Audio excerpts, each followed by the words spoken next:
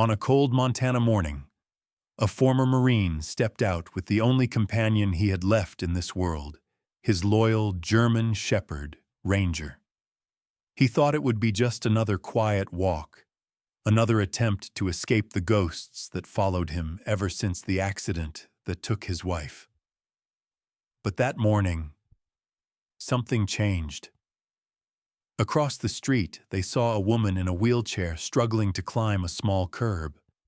A moment so simple, so ordinary, yet it was the beginning of a connection none of them could have predicted. Ethan didn't know her. He didn't know her past. He didn't know the secret she carried, or how deeply it was tied to his own tragedy. But as Ranger nudged him forward, and the Marine stepped in to help, fate began weaving their lives together one morning at a time. And what that woman finally confessed weeks later would shake Ethan to his core and remind us all that God sends the right people at the right moment, even when we least expect it. Before we begin, tell me, where are you watching from today? And if you believe in kindness, in miracles, and in second chances, please subscribe so these stories can reach more hearts. Thank you for being here. The town of Silver Ridge in western Montana woke each day beneath a harsh autumn sky stretched wide like a sheet of cold steel. The early morning wind carried a dry bite, sweeping through the valley and brushing against the wooden storefronts that lined Main Street. At this hour, the mountains surrounding the small town still held onto the last traces of night, casting long blue shadows across the sidewalks dusted with frost. The streets were mostly empty, save for the occasional pickup truck rumbling toward the lumberyard and the glow of a street lamp flickering stubbornly against the chilling breeze.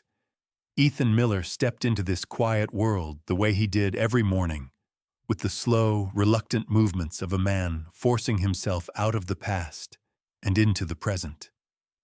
At 38, Ethan carried the rugged frame of a former Marine, broad shoulders, disciplined posture, and thick arms shaped by years of service in Afghanistan. His face bore the sharp, angular features that had once made him look unshakable.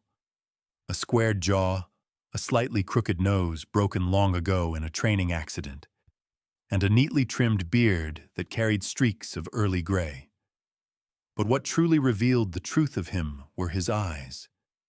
Deep, steel blue, shadowed by sleepless nights and a grief he could not outrun.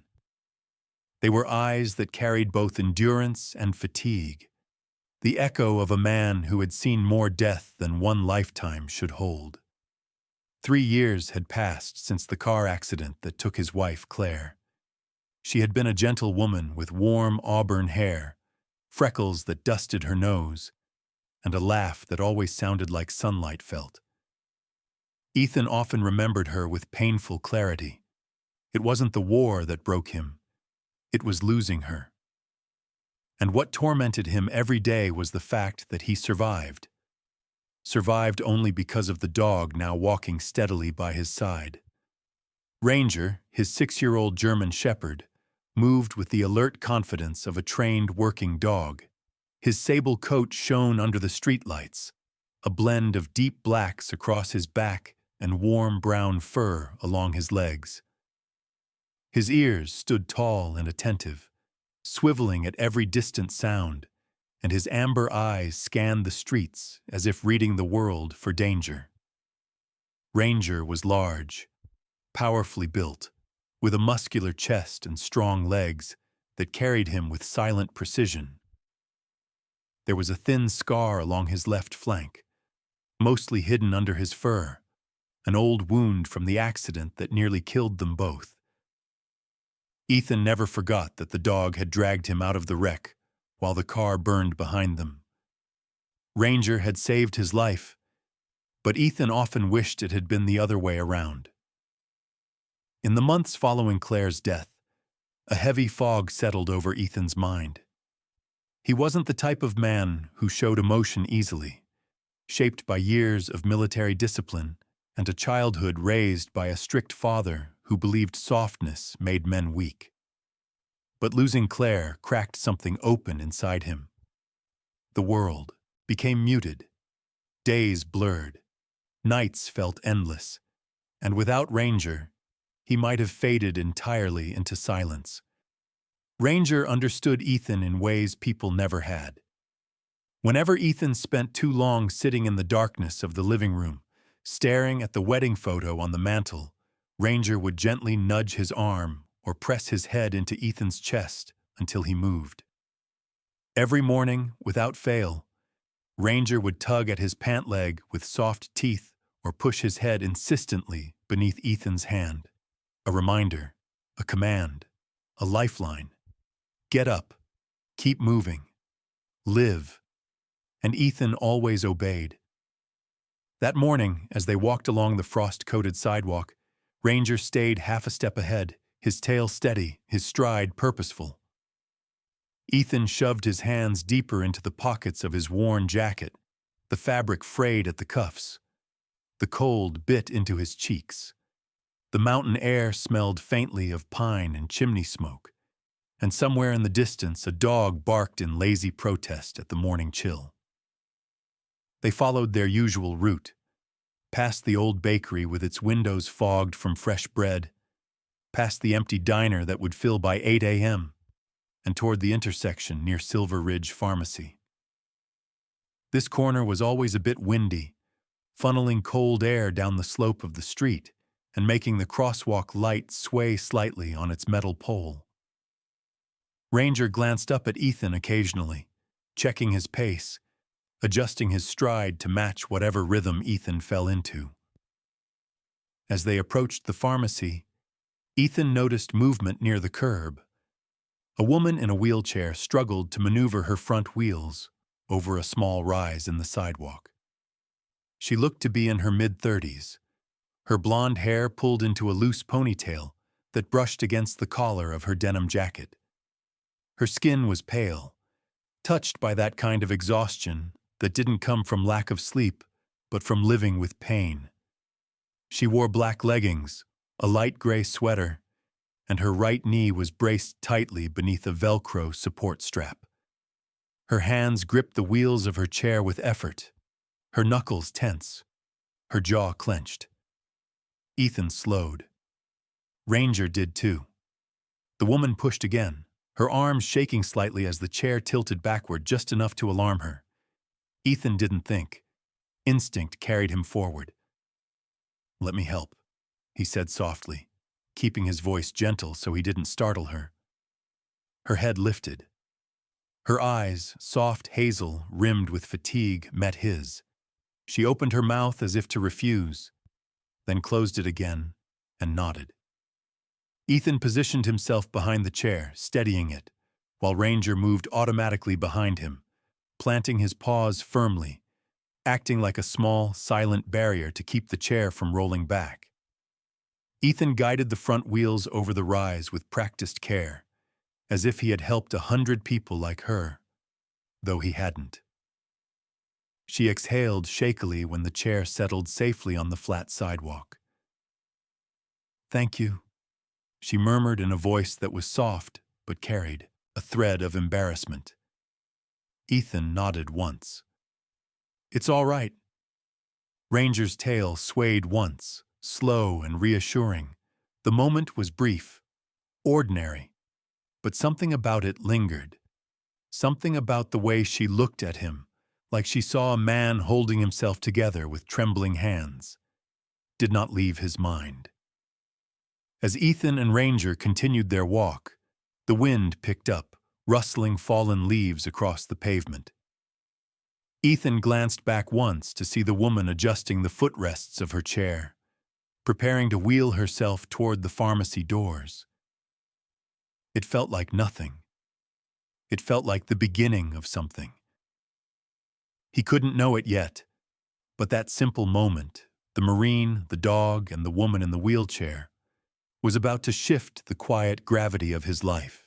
The next morning arrived with a pale, milky sunlight spilling over Silver Ridge as the cold retreated only slightly. Ethan stepped out with Ranger beside him, the familiar weight of grief still present but dulled just enough for him to breathe without feeling like his chest was collapsing inward. Ranger walked with his usual alertness, his ears flicking at distant sounds, his breath forming faint clouds in the chilly air. The dog kept glancing back at Ethan as though reassuring himself that Ethan was still following, still moving, still living.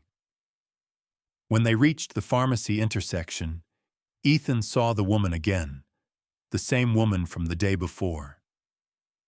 She sat in her wheelchair near the curb, angled slightly as though she had been preparing to make another attempt at crossing.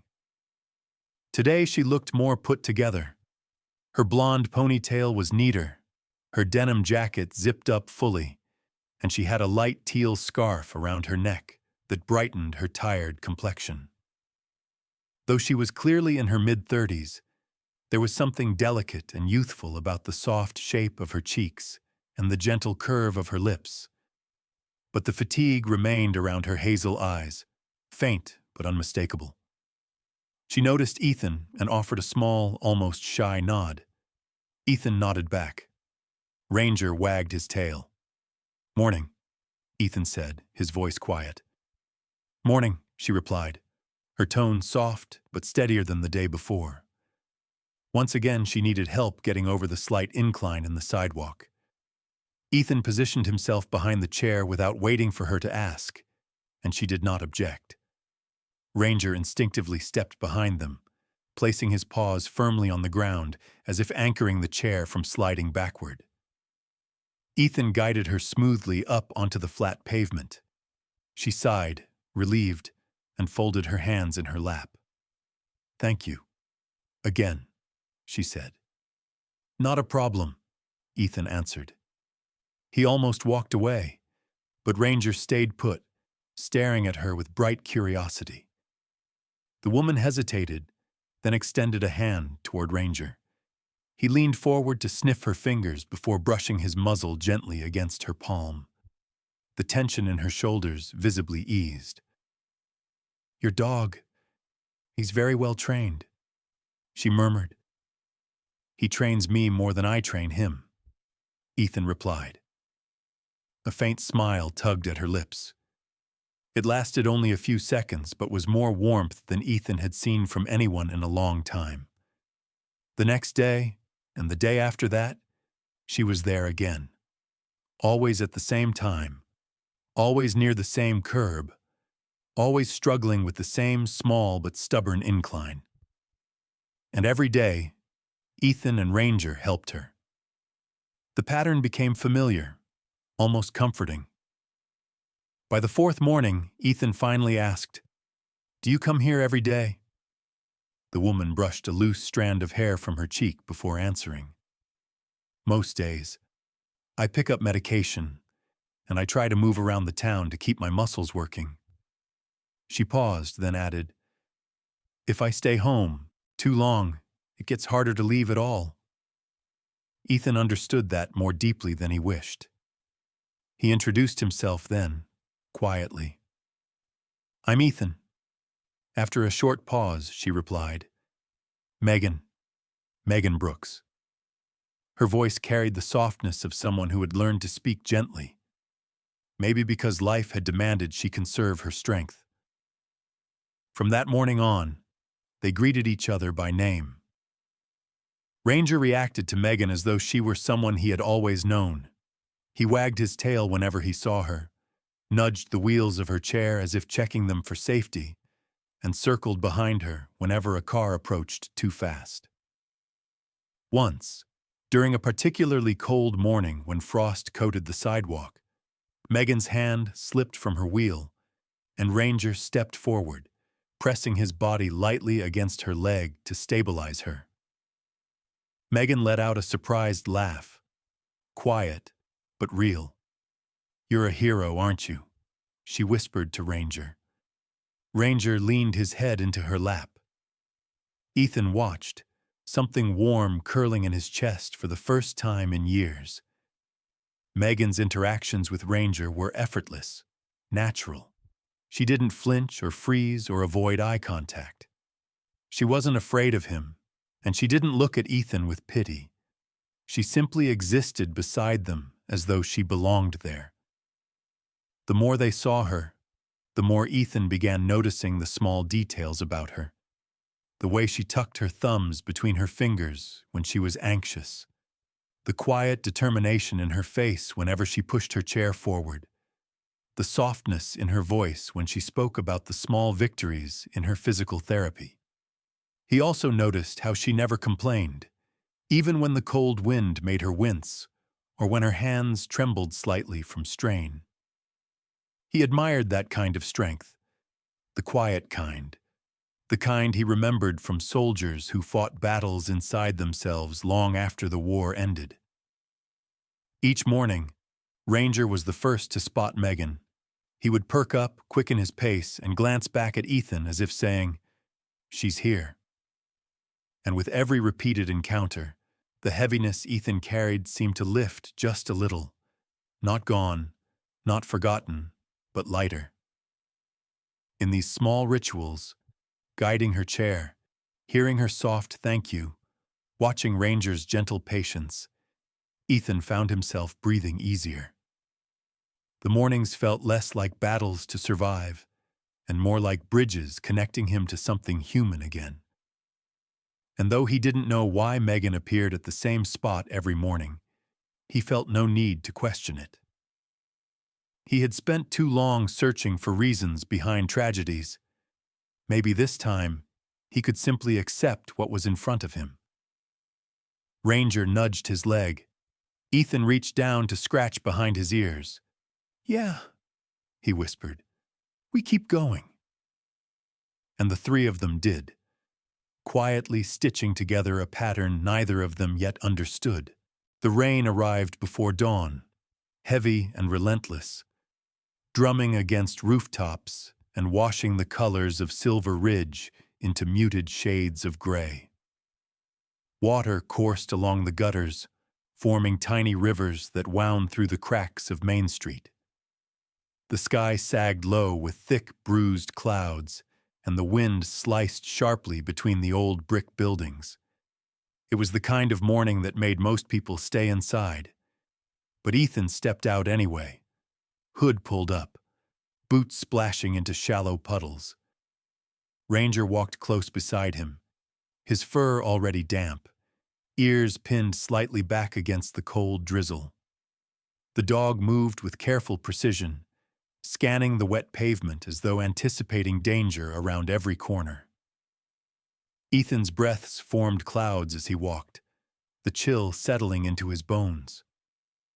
Rain always pressed memories to the surface, memories of the night Claire died, of the storm that followed, of the smell of wet asphalt and burning metal. He swallowed hard, choosing instead to focus on Ranger's rhythmic footsteps. The dog looked up at him occasionally, amber eyes bright despite the downpour, quietly reminding him why they were outside at all.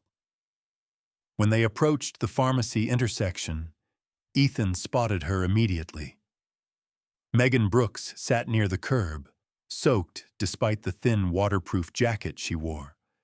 Her blonde hair clung to her forehead, darker where the rain had drenched it, and her scarf, light teal just yesterday, now hung limp and heavy around her neck. She seemed to be shivering slightly, her hands gripping the wheels of her chair with more force than usual. The rain had left the pavement slick like glass. Ethan quickened his pace. Ranger trotted ahead, tail low but alert. As Megan attempted to roll forward, the front wheel slipped into a narrow crack in the pavement. The chair jerked sideways, tilting dangerously. Megan gasped and grabbed at the armrest, her eyes widening with sudden fear. Before she could fall, Ethan lunged forward. He gripped the back handles of the wheelchair with both hands, bracing his boots against the slippery sidewalk. Rain ran down his face and soaked into his jacket, but he didn't care. His hands tightened, steadying the chair, steadying her. At the same moment, Ranger sprinted to the edge of the street. He planted himself squarely in the path of an approaching sedan, barking sharply. Once, twice, 3 times, each bark commanding enough to make the driver slow immediately.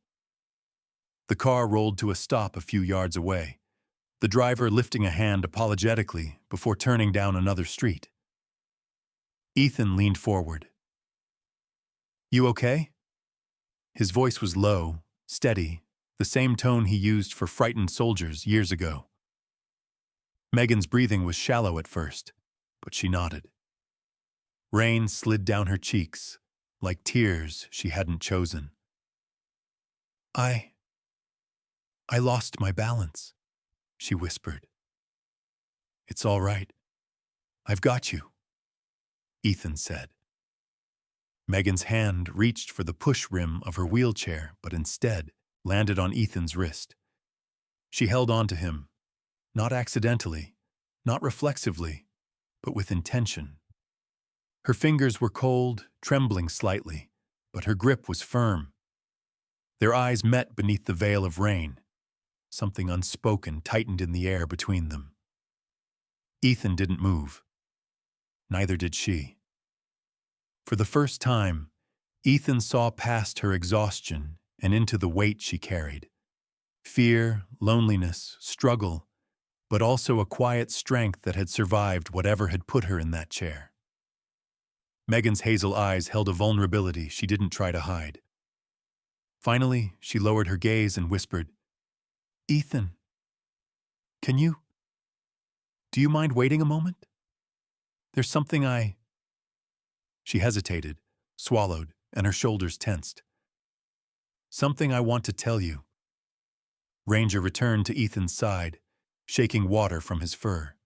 His posture shifted, ears perked, gaze fixed on Megan with unusual intensity, as though picking up on something fragile in her voice. Ethan nodded gently. "Take your time." Megan opened her mouth to speak, but the words never came. She stared at her hands for a long moment, her expression tightening as though she wrestled silently with herself. She inhaled shakily. "No, I'm sorry. Not today." Ethan didn't push her. He understood the weight of unsaid things. Sometimes they were too sharp to touch.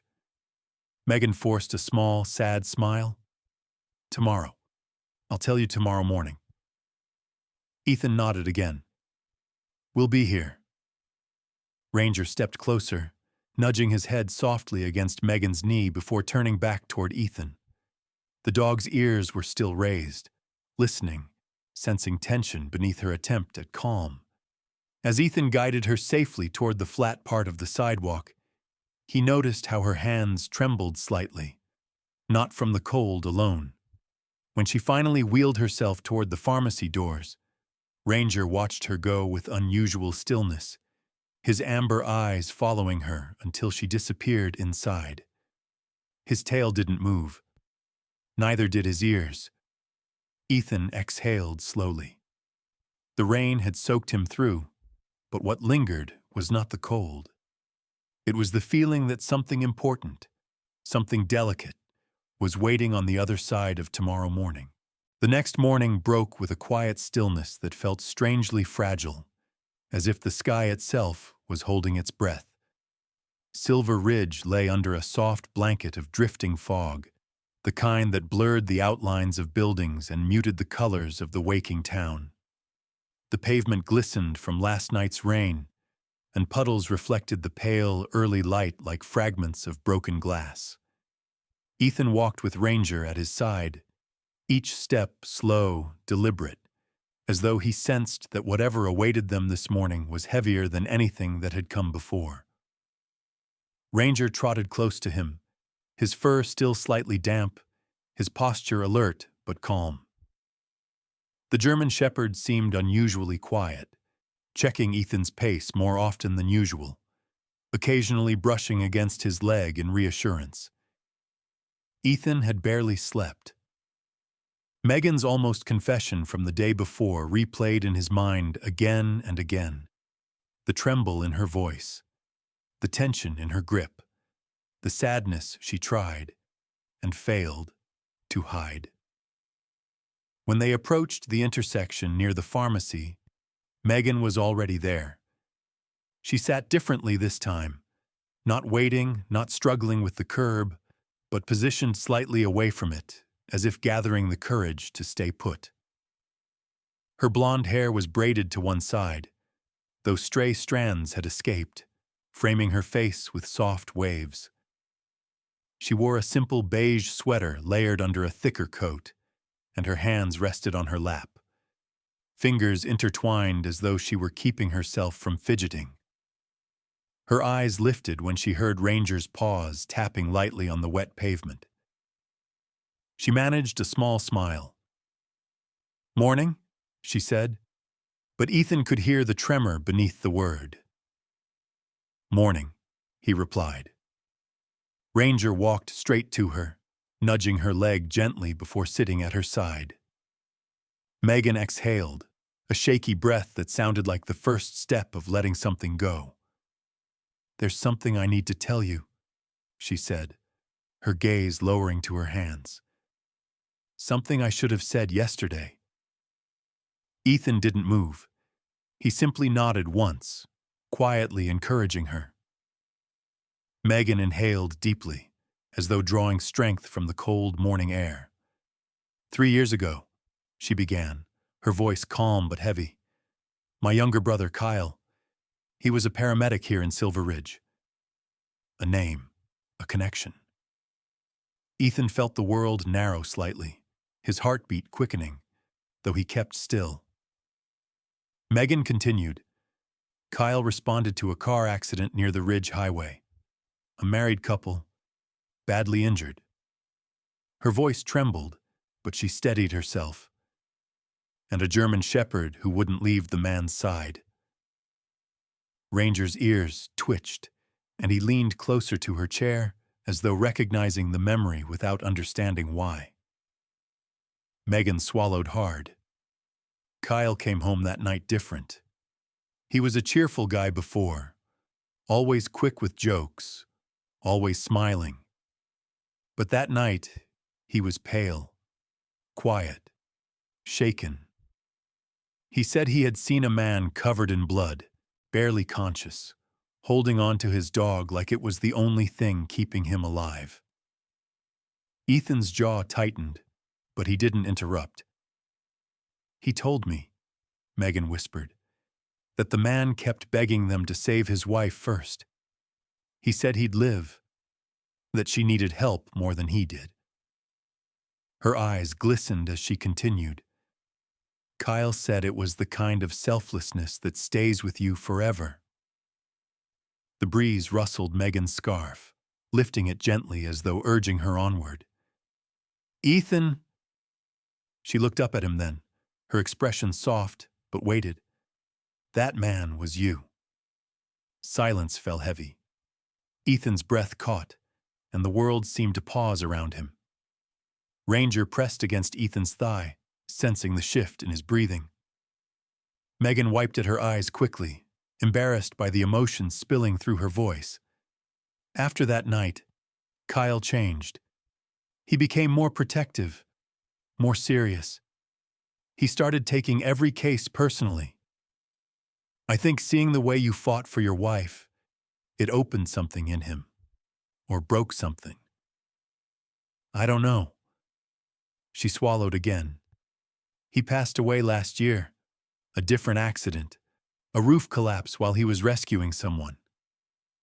Ethan's posture softened, the grief in her words echoing something deep inside him. "I'm so sorry," he said quietly. Megan nodded, her lips tightening before relaxing again. "After his death, I fell apart. And a few months ago, I got into my own accident. A fall that injured my spine. The doctors said the paralysis might be temporary, but the fear..." She shook her head. "The fear stayed. I stopped going out. I felt like a burden."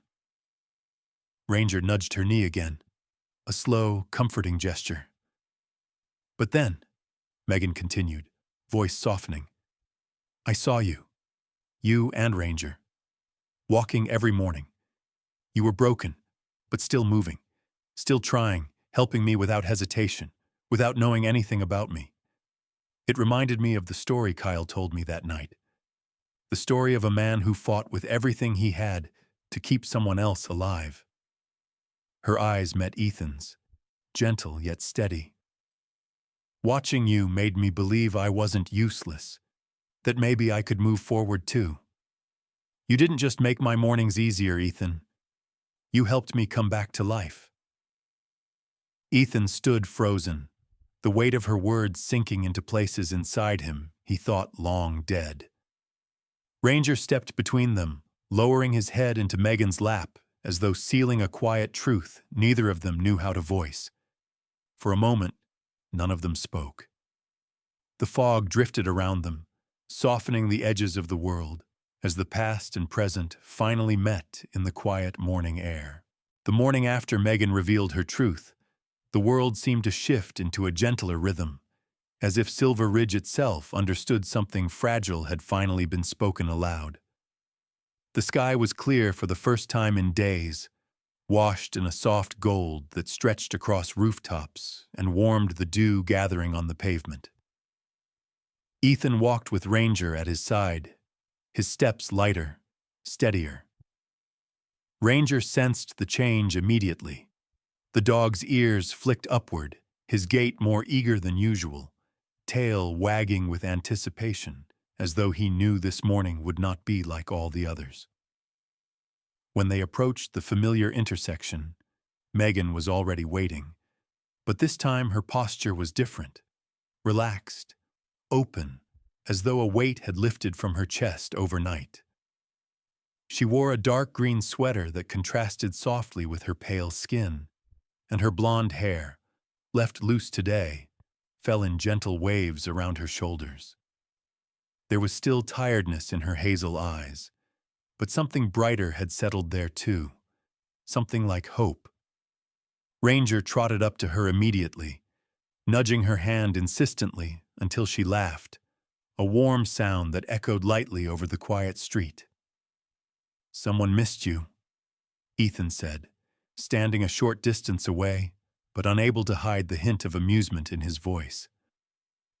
"Looks like I missed him too," Megan replied, scratching behind Ranger's ears. The dog leaned into her touch with wholehearted devotion, his tail sweeping happily across the pavement.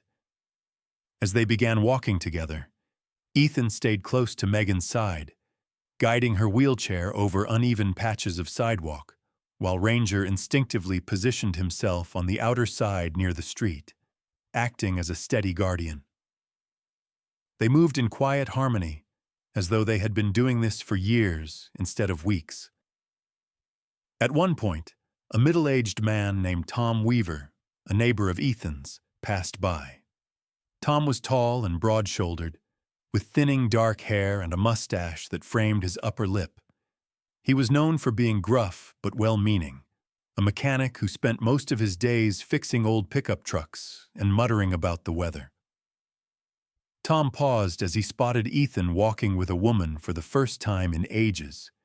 He offered a brief wave, his expression softening in rare warmth, before he continued down the street. The encounter was small, but meaningful. People were beginning to notice the shift in Ethan's life.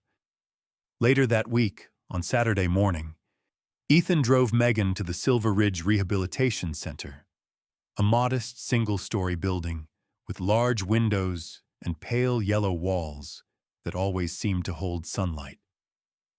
The receptionist, a cheerful woman named Linda Perez, greeted them with a warm smile.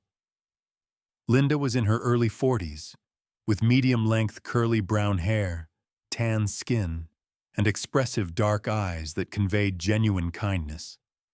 She wore a bright lilac scrub top patterned with little paw prints, reflecting her soft spot for animals.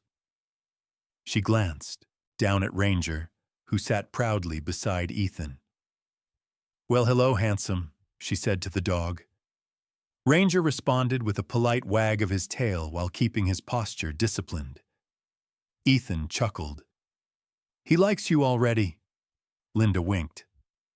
I've been told I'm charming. As Megan was guided into her session, Ethan and Ranger settled outside the therapy room. Ranger lay near the door, his body stretched protectively across the entryway, ears perked at every faint sound. Whenever Megan's voice strained with effort or pain, Ranger's head snapped upward, his amber eyes filled with concern. Ethan found himself unconsciously mirroring the dog's reactions, leaning forward slightly each time Megan pushed through a difficult exercise. When Megan came out after the first session, her cheeks were flushed, her breathing heavy, but she was smiling. "That was hard," she admitted, brushing a damp strand of hair from her face. "But good, really good." Ranger immediately approached her, pressing his nose against her knee before backing up to give her space. Megan reached down to stroke his head, gratitude shining through her expression.